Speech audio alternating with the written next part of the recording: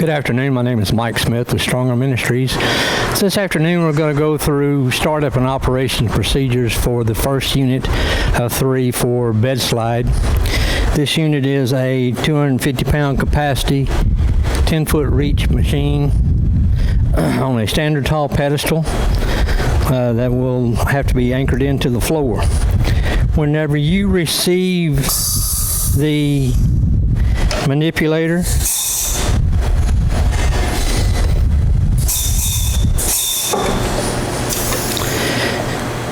the machine will be disconnected from the pedestal, and the tooling head will be disconnected from the downspout of the manipulator.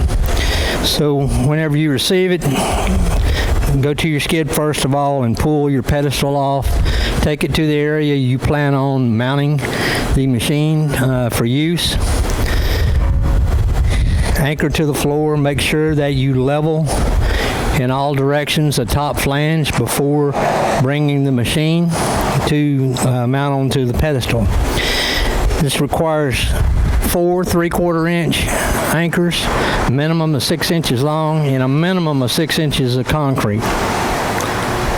Once you've got the pedestal anchored and leveled, back to your skid and get your machine. You can use a sling to sling around bearing housings off of the yoke to lift the machine off of the pedestal. Prior to bringing it and installing it on the flange on the standard tall pedestal, you'll want to locate the air rotary joint. This goes up in the center of this mounting flange assembly and screws into the bottom of this flange off of this tank. This allows air to come into the system and allows the machine to turn 360 degrees continuously during operation. Now once you have this screwed in there, then you can take and set the machine down onto the pedestal, bolt it in place, reach in and turn the rotary joint around where you can then screw in the 1/2-inch check valve. This will allow you to connect air to that 1/2-inch MPT check valve. You'll want to run a minimum 1/2-inch ID tag line. Preferably 5/8 or 3/4 would be better so that you're not starving the machine at any time for volume. We will be sending an air amplifier with this unit in case you do not have 100 psi of air. The air amplifier system is a inline system that you would connect your air supply to and then run a tag line from the air amplifier to the machine. The air amplifier has a filter regulator, has a regulator on it built in with 2 gauges. The first gauge will tell you what your input pressure is. The second gauge will tell you what your output adjustment is. You regulate the output pressure adjustment to about 105 to 110, no more than 125. This should allow you to keep plenty of pressure regulated to the manipulator at all times. Once you've got your air connected and running the system, you'll open up the main control panel. There's a filter regulator inside here. Pull the knob up on the filter regulator, rotate it clockwise until you've got about 105 psi output. You'll want to check and make sure that output is maintained. You can do that by going back to your skid, get your tooling head, slide it up onto the machine downspout, connect with a 1/2-inch hitch pin and safety clip. You will also then need to connect your air supply line, your blue and yellow signal lines. This is for your up and down control. And then you have a coupling here on a 1/4-inch clear tube. This is for your brake on the turret. Okay, once you've got that connected, then all of the rest of the controls are on the tooling head. This tooling head is a clamp adjustment or attachment. You've got up and down controls. Your clamp is a single clamp button. Now this clamp circuit has a pressure regulator on it with a gauge. Some of the smaller frames, you won't need as much clamp pressure for that. Then you have a dual release. Now this is important to know that the clamp will not release the product until you hit both of these simultaneously. If you hit one or the other, it will not open the clamp. You have to hit both of those simultaneously to open the clamp. Now once you've done that, above this secondary release button is adjustable handle switch. You've got 7 different angles that you can adjust the handles to. And then you have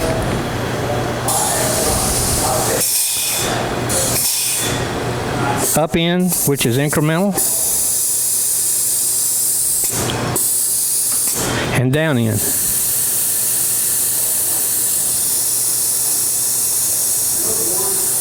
You also have a handle rotation button that allows you to rotate the handles 45 to 90 degrees in either direction.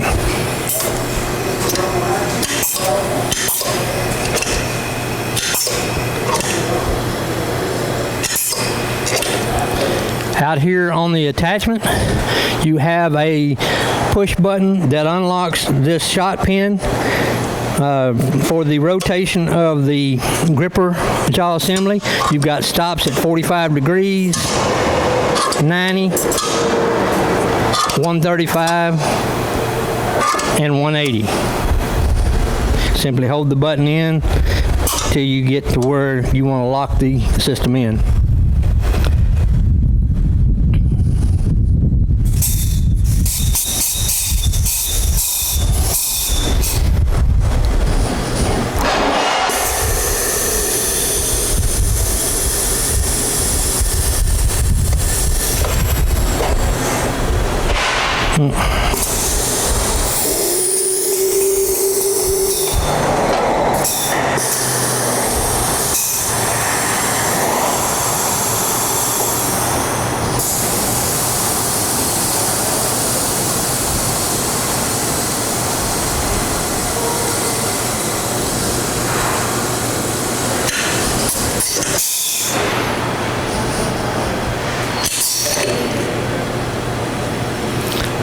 Now if I want to come around here for controls for my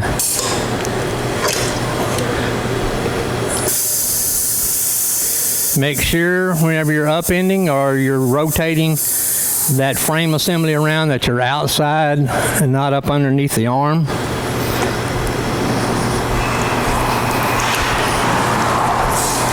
You want to make sure you're rotated high enough. Hit your brake release so that you can rotate the frame. There is a handle here for the operator to grab. You want to make sure that you have a hold of that handle whenever you hit your rotate button.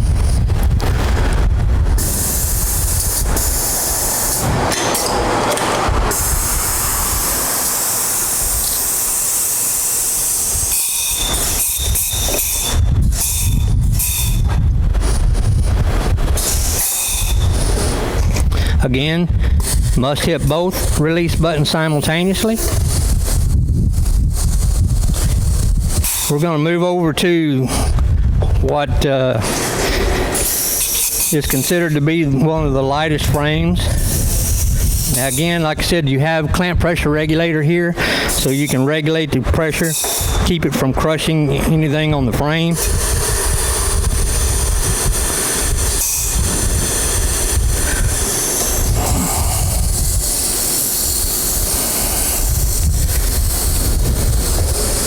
Again, up in and rotate, you want to make sure that you're not up underneath the articulating arm.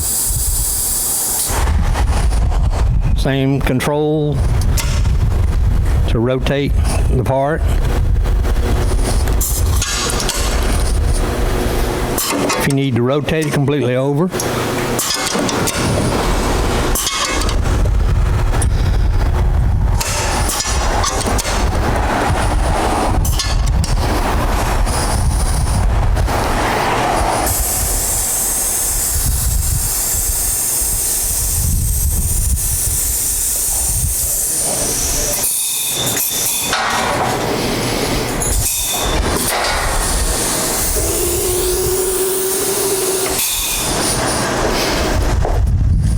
This is a shorter frame, but it's a bit heavier.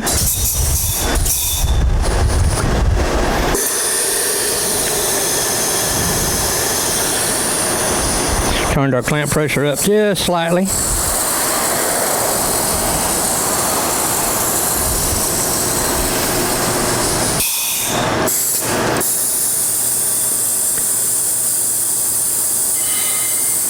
Again, this is incremental up-end, so wherever you release the button, either up-ending it or down-ending it to horizontal, it's going to stop at that angle.